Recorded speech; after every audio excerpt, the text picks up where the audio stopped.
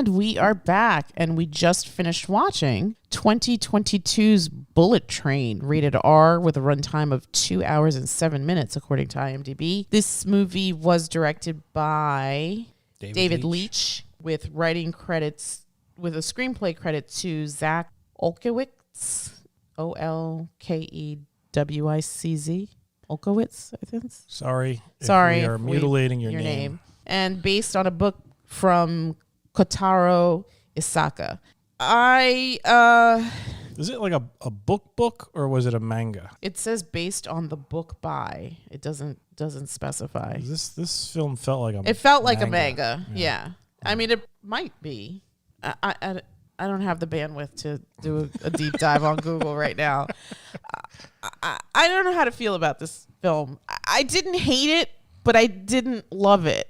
I don't know if I liked it, but I didn't hate it. I kind of feel the same way. I feel like for all the elements that it had, I should have liked it a lot more than I did. Yeah, agreed. But there was just something about the way they told the story with especially in the beginning. I feel like it was more in the beginning. Yes, the beginning drove me insane. The second half of the movie. Like I literally asked you to stop at minute 23 because I was like, am I going to invest time in this? Yeah. Because they kept doing, it was like Family Guy with the flashbacks. He's like, oh, remember Bolivia? Show a scene of people being put into a wood chipper. Yeah. Oh, remember you shot me? Show a scene of Johannesburg where there's a gunfight in a parking garage. It was just constant. Oh, there's a boom slang snake on the train. Oh, the boom slang gets his own title card. And a flashback. Yes. And it's just like... Even the fucking water bottle got a flashback. I was like, what? The water bottle got his own flashback. That was my favorite. Yeah. I think that of all of them, that was my favorite. But, yeah, I mean, this had like a decent level of violence to it. It had profanity. It had sharp-dressed guys in it. It had some really good actors in it. Yeah, and yet... Decent dialogue. I like the give and take between like Tangerine and Lemon. The give and take between... Lemon and I don't even remember what Brad Pitt's character's name was. Ladybug. You know what? It's so funny. I was like, I forgot too, and I just looked on IMDb, and then he's just listed as Ladybug. Yeah, I mean the dialogue between him and his handler, the dialogue between him and either Tangerine or Lemon. It was snappy dialogue, very well shot, good action. And yet I think it was just the first half of the movie. It was you were setting up so much with so many colorful characters, and like even like characters like Bad Bunny's character, who I don't even know, the Bad wolf, or something. Yeah, he got like this like big. He got his own big flashback.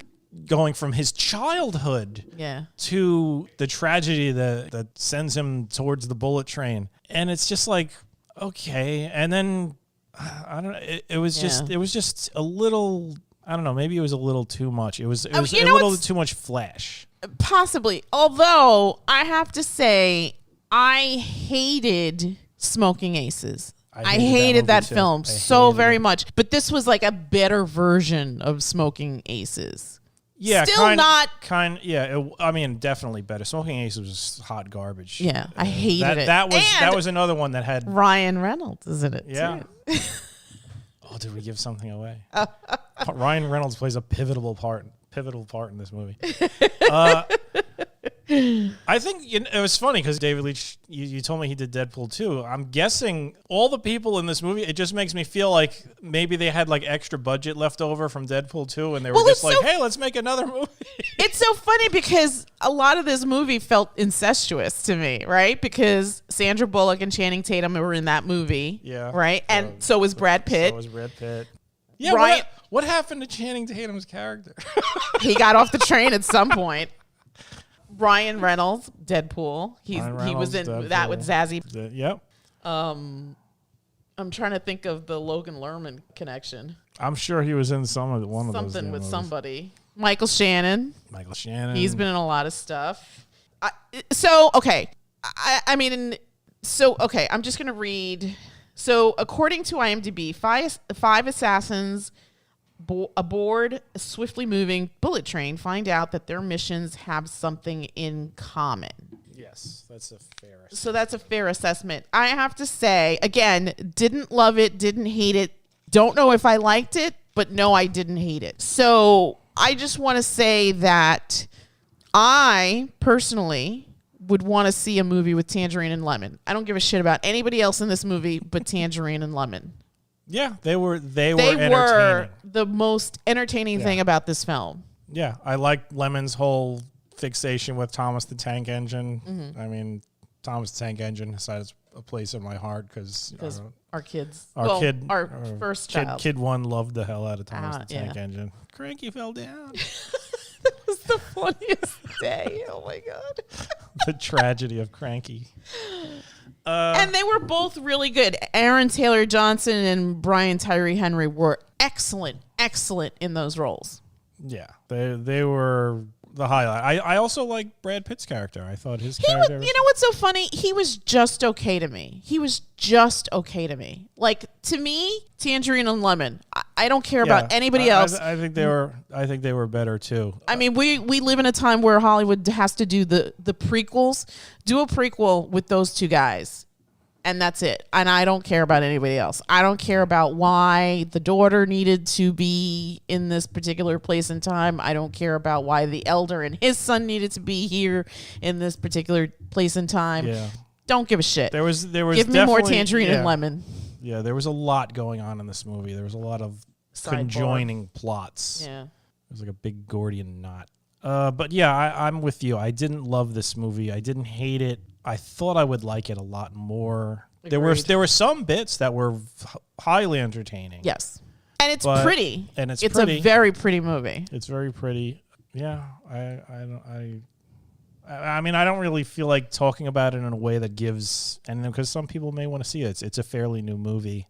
Yeah, I think it just hit the streamer. If you like action movies, you probably will like this movie. I don't know if it'll be your favorite. Yeah. Don't go with any expectations. Don't go in with extremely low expectations, and you will be happy. Yes. Like I said, it's just front heavy. A lot of explanations going on. A lot of flashbacks. Yeah. Like you said, a water bottle gets a flashback. Ridiculous. Everybody gets fancy title cards. Yeah. The reason why I asked if it's a manga or an anime is because it felt like an anime. There's a lot of nameless bad guys getting slaughtered, and of course they're all carrying swords and wearing like Oni masks or something like that. And mysterious bad guys, criminal organizations that look like ninja clans. Yeah. Everybody has a crazy code name and a definite look. Everybody has probably the only guy that looked like a bum was the guy from Warrior. Oh, Andrew Koji. Yeah, he looked like a mess the whole thing, but I think he was supposed to look like a mess the whole thing. Right.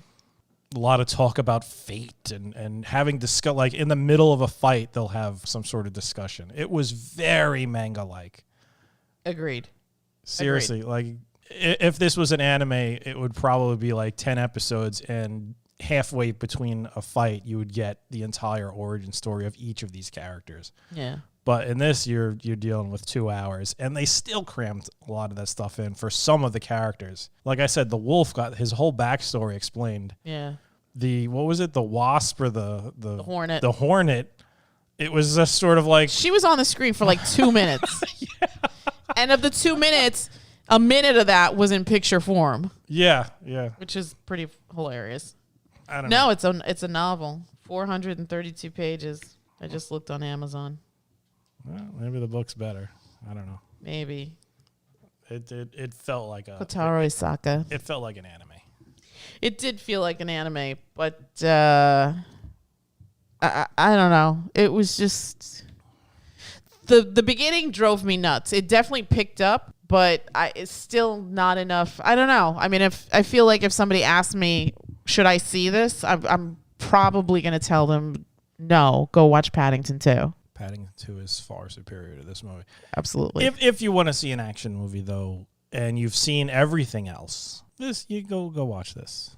This director also did Hobbs and Shaw. I would watch that again before I watch this. I don't know if I've sat through the entirety of Hobbs. The only thing I remember about Hobbs and Shaw, hilarious. It's ridiculous. Yeah. And I remember Rock holding a helicopter down with a big chain while he's in the back of a car. Somehow his feet are like, he's like Spider-Man or something, because he's able to stick to this truck or Jeep or whatever the hell he was driving in the back of and hold this chain that's anchoring this helicopter to the ground. I mean, it's a Fast and Furious movie. You really have to suspend disbelief. What the hell? Yeah. Yeah. I mean, in the next one, they're going to time travel, right? And go back to dinosaur era. I wouldn't doubt it. Yeah. I mean, they've gone to space. Yes. The final frontier. Yeah. With spacesuits made out of like duct tape and like hefty bags or something. Jesus. I mean, they're ridiculous movies, but I guess they're entertaining. Yeah. This isn't as ridiculous as that. This isn't as ridiculous as that, but it lacked the charm of a Fast and Furious movie. At least with the Fast and Furious movie, you know what you're going into. Nah, you know what? Fast and Furious, you maybe charm isn't the word. Yeah, Fast and Furious movies, if you go in expecting just the stupidest, dumbest shit in the world, you're in for a good time. You're in for a good time.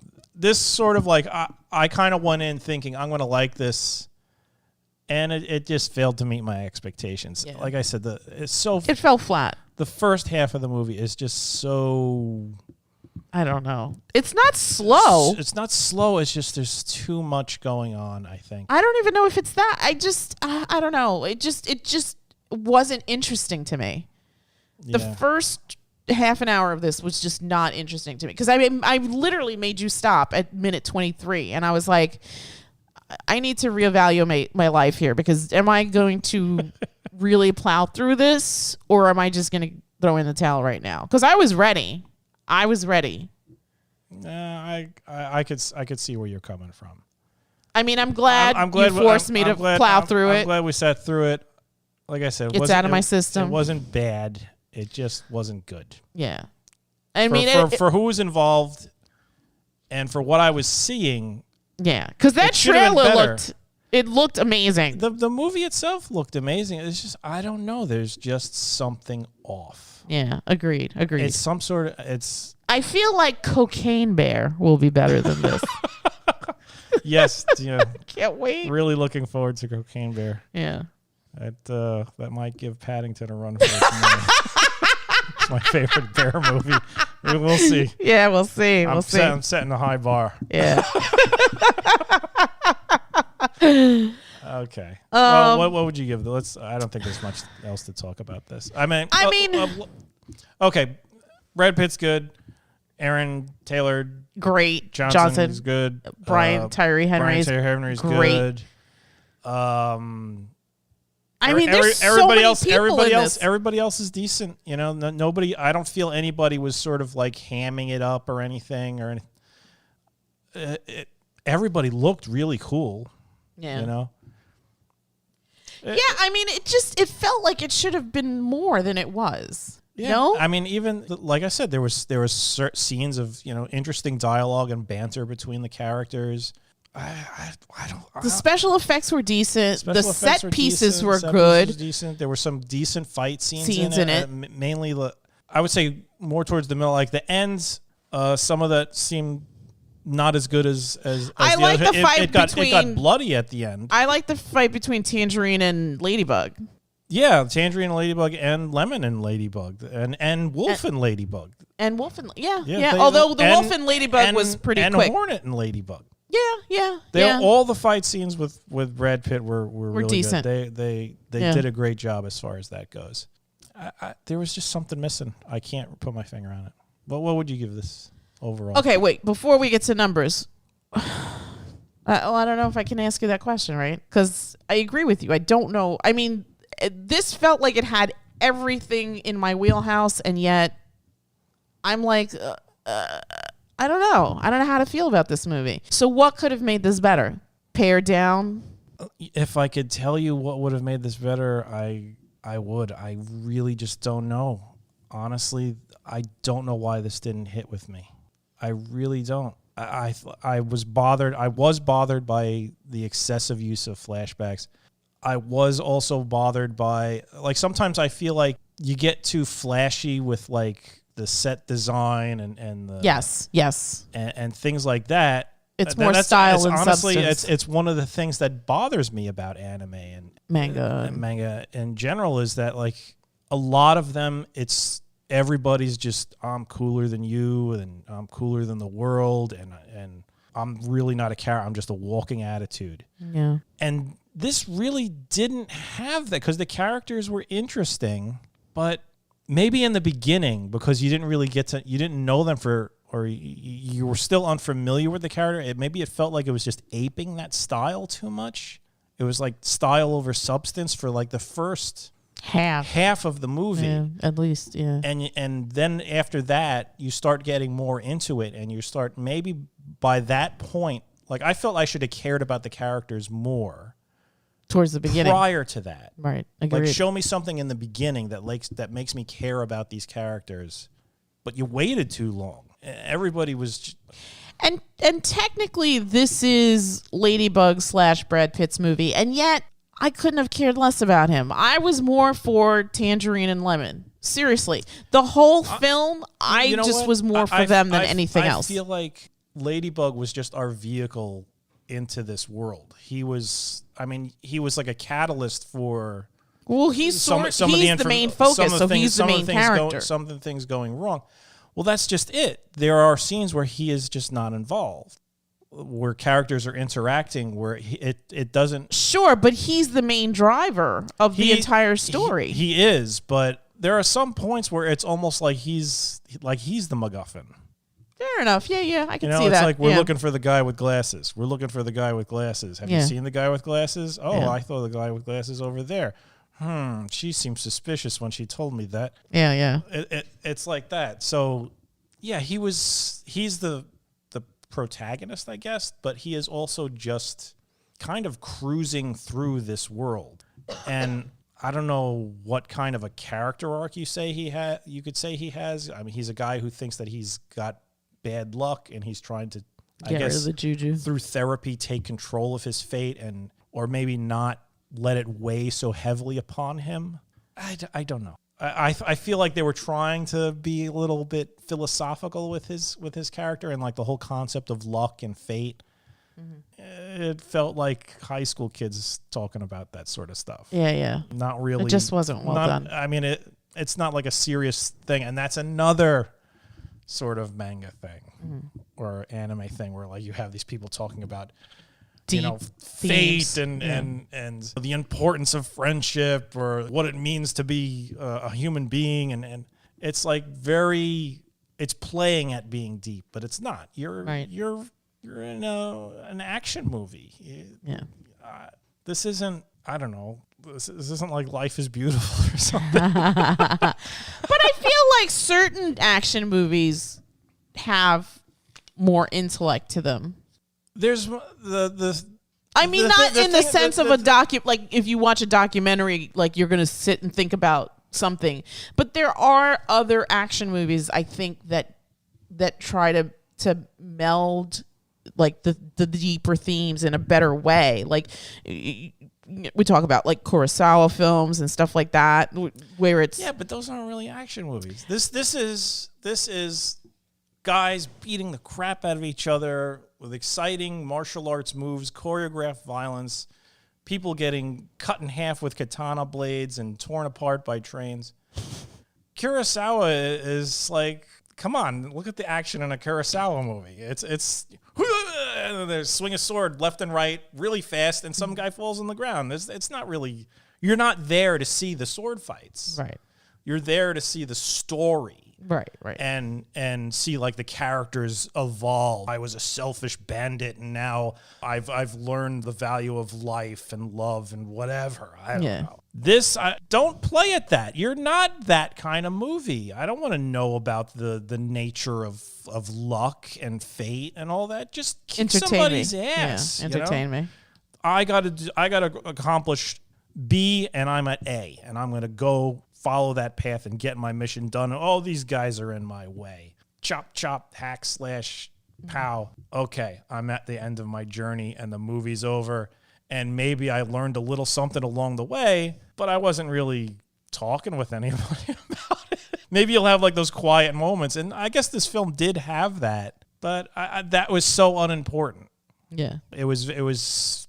It was on the surface. At the end, isn't Ladybug like looking at life through a different lens? Like he's seeing himself as, I guess, less cursed by bad luck. Right. There's a reason for these things happening. I guess the story of the elder really resonated with him in, I guess, some way. I don't know. I don't know. That was unimportant, I think. And I think it weighed, I don't know if it weighed it down, but I think when you see somebody playing for depth and it's not there, it just comes off as shallow.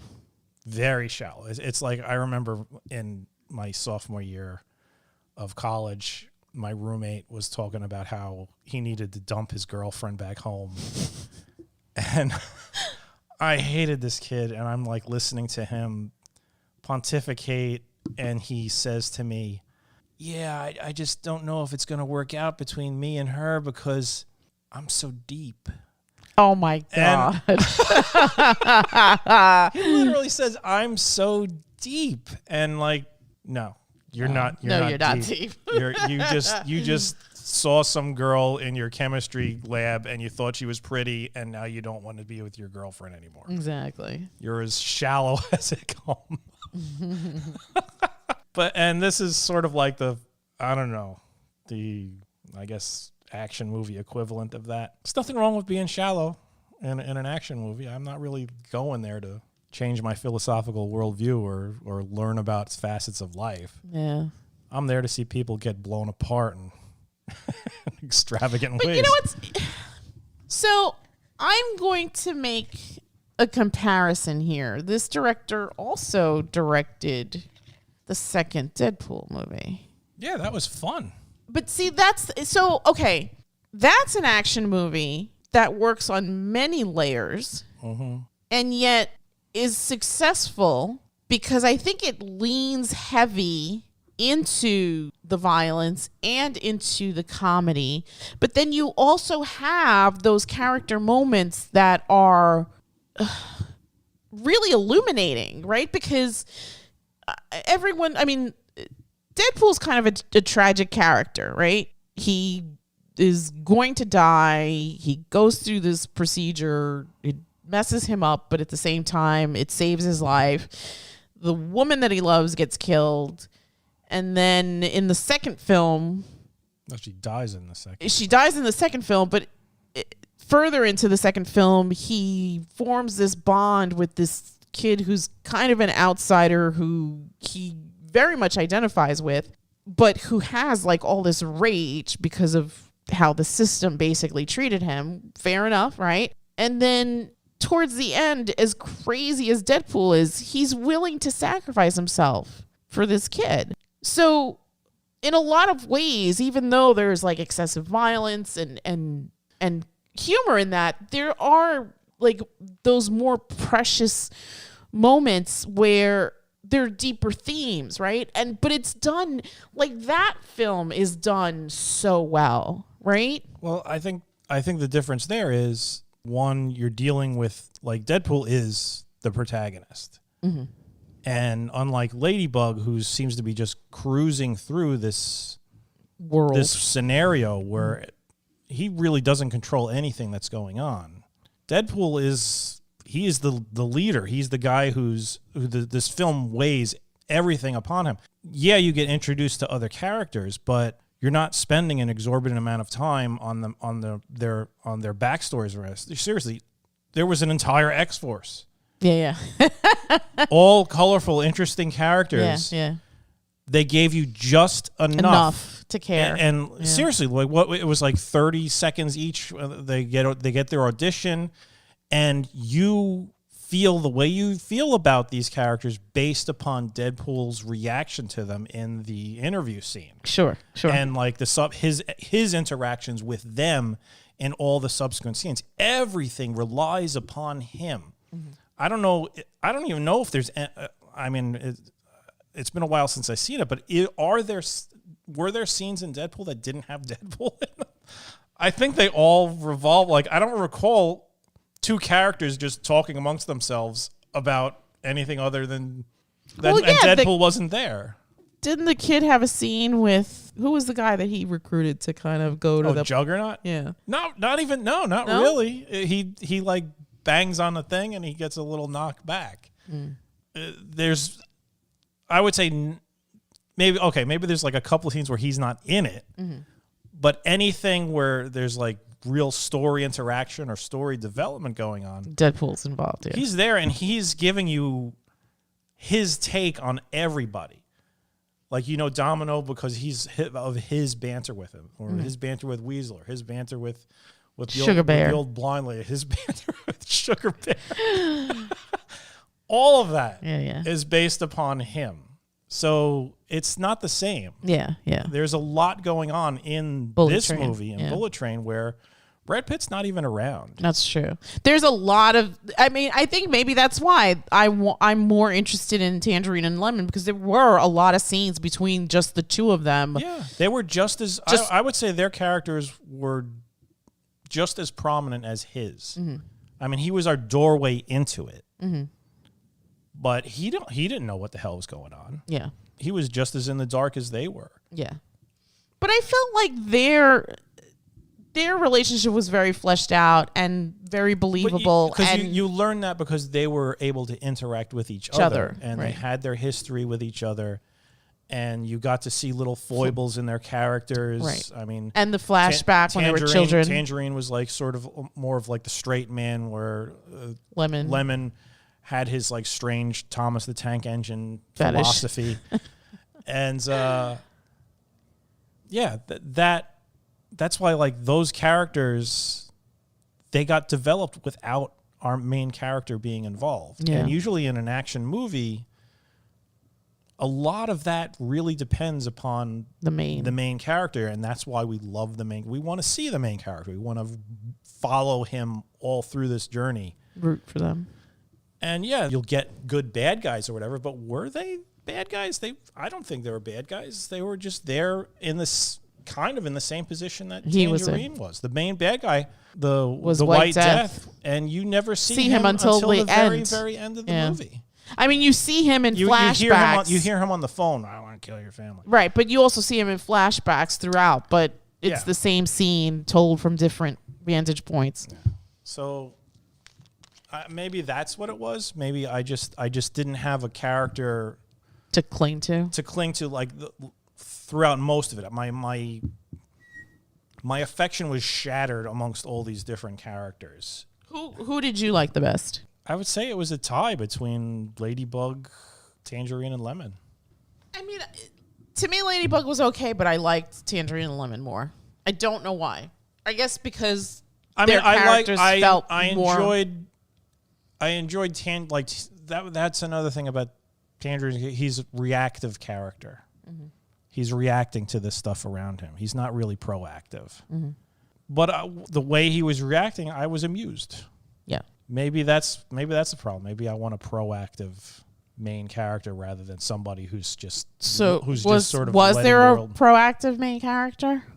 Maybe that's the problem with the movie. If there was a proactive character, it was probably the prince. Right, because she had a plan. She had a hell of a plan. Yeah, it was almost like she was puppeteering. The setup was kind of convoluted. Yes, agreed.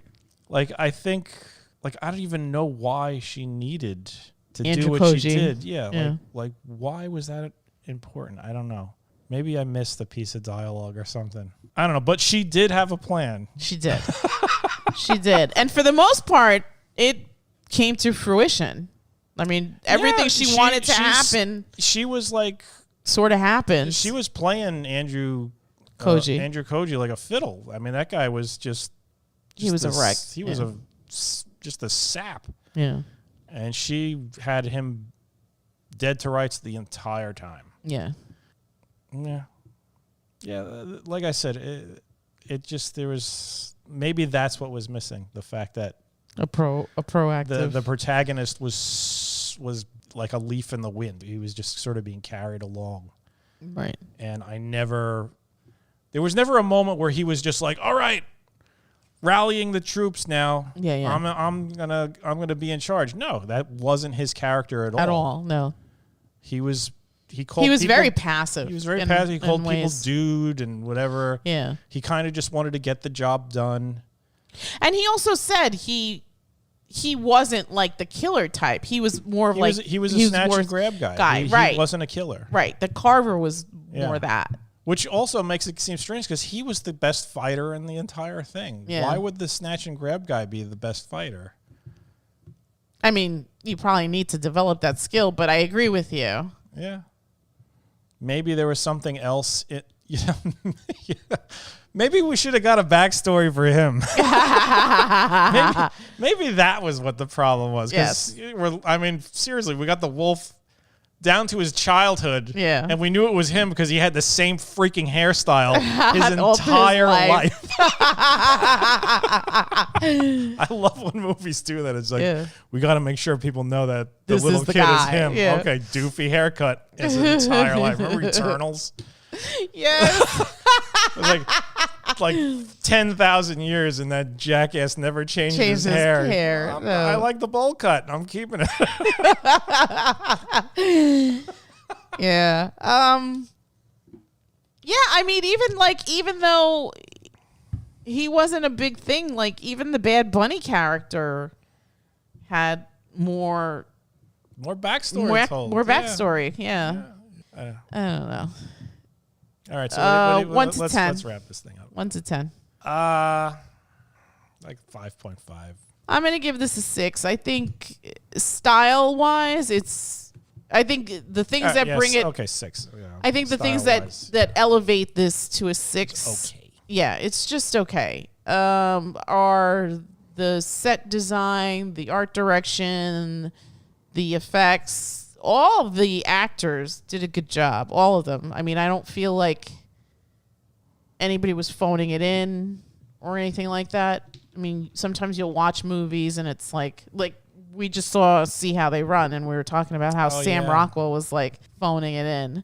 Or that Crimes of the Future. Sure. Oh my God. Awful. So awful. Oh my God. 6 minutes standing ovation for that. What? I know. I whatever. That was terrible. If I had to watch one of those 3 movies again, it would probably be Bullet Train, though. So yeah. Oh my God. I would give that. Oh yeah, 10 out of 10 times. Get out of here. I would give this. Yeah, I would give this a 6. I think there are sequences in this film that are really well done. Yeah, I agree with you. All the fight sequences were good. There's some great fight sequences. There's some good dialogue between the characters, like Woody Banner and Charm, which you always that's great. That helps in an action movie like this, where you have these sort of actors in it. It just, but still it just missed the mark. And yeah, I mean, I feel like for ensemble action movies, like a better bet is Suicide Squad. I think Suicide Squad that has a lot of characters, but still, just James Gunn is like magic. I mean, here's a guy and the thing with that is he tells you about these characters past, and without relying super heavy on these flashbacks. I think like the only one that got a flashback was Ratcatcher. Yeah, and it was like sweet. But you still learned. You learned all about Bloodsport. You learned about Peacemaker because his background was so similar to Bloodsport. Right. Polka Dot Man. Oh God, Polka Dot Man. His mom. How he sees the world. Yeah.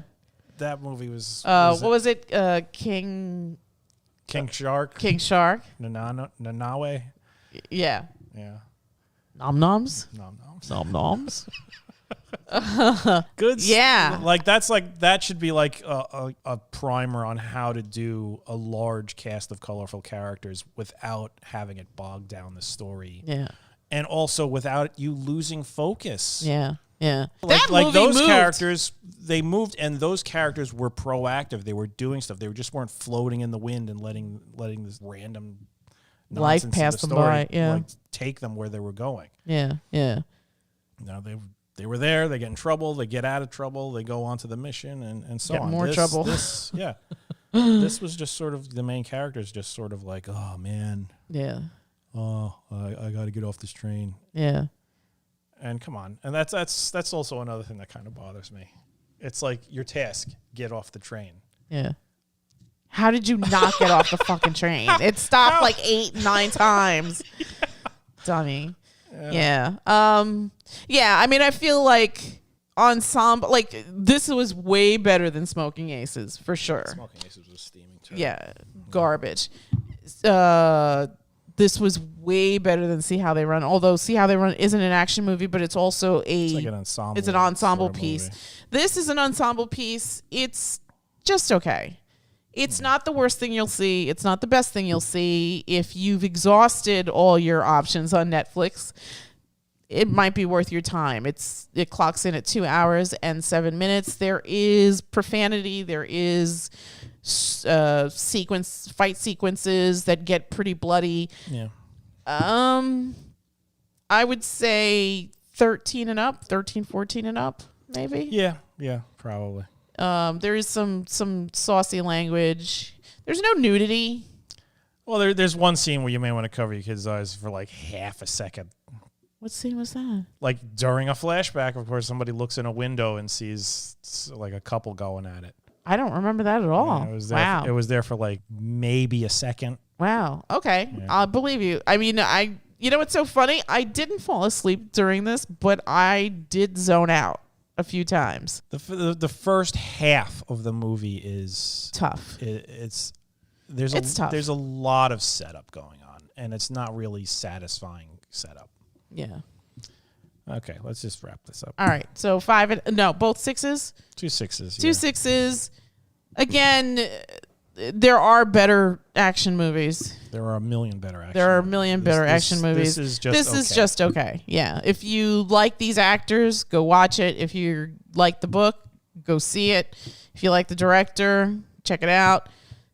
If you're looking for something new that isn't going to tax your brain or make you crazy, this might be it. But again, I want to suggest either Suicide Squad or Paddington 2. And that's it from us, and we will bid you all a good night. Good night.